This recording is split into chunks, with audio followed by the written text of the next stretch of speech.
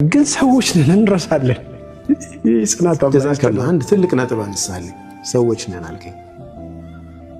ቀልብ ማለት ተገለባባጭ ማለት ነው። ራሱ አረብኛው አይደል? የአላህን ጌትነት ከሚመሰክሩ ነገሮች ቀልብ ነው። ወለዚ አضحك ወአብካ ትስቃለህ፣ ታለቅሳለህ፣ ትደሰታለህ፣ ታዝናለህ። እቺው ቀልብ ትገለባበጣለች። አላህ ይጠብቀን። ወደ ኩፍር ትሄዳለች።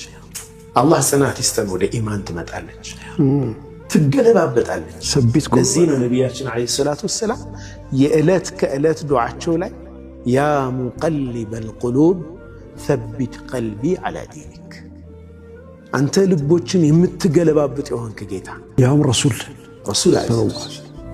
ልቤን በዲንህ ላይ አጽናልኝ። ይሄ የተወኩል ስሜት አንዳንዴ እኮ ይሰማናል። ተመልሰን እንደገና ፍርስ እንላለን። ተፈጥሯዊ ነው። በዚህ ተስፋ እንዳንቆርጥ፣ ሸይጣን በዚህ እንዳይገባብን። አንተ በቃ አትችልም ተወኩል እንዳይለ ይሄ አንተ አትደርስበት መርሐላ አይደለም።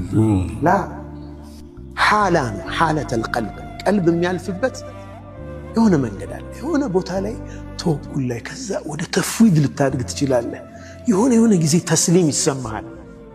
የሆነ ቦታ ላይ ደግሞ ሲቃ ቢላህ ደረጃ የምትደርስበት አለ። ትግል ነው። ወዕቡድ ረበከ ሐታ የእትየከል የቂን። እቺ ቀልብ የአላህ የእይታ ቦታ ናት። ኢነላህ ላ የንዙሩ ኢላ ሱወሪኩም ወላ ኢላ አጅሳዲኩም ወላኪን የንዙሩ ኢላ ቁሉቢኩም ወአዕማሊኩም። አላህ እችን ቀልብ ተአምረኛ አድርጎ ፈጥሯታል። በጣም የምታዓጅብ ናት። ባህሪዋም ገርም ናት። እዛ ውስጥ የምታስተናግደው ነገር አጃይብ ነው። አሁን የሆነ እቺ እዚች ጋር ነች። እኔ ደግሞ በጣም የሚገርሙኝ ዑለማዎቹ ራሳቸው ናቸው። እኔም እሱ እኮ ነው የሚደንቀኝ። እንዴት አድርገው ስፔሻሊስቶች ናቸው።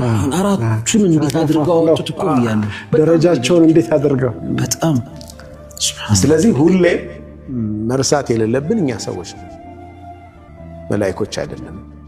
በአንድ ስሜት ውስጥ ወይም በአንድ አይነት በቃ የተረጋጋ ሁኔታ ላይ ላንኖር እንችላለን።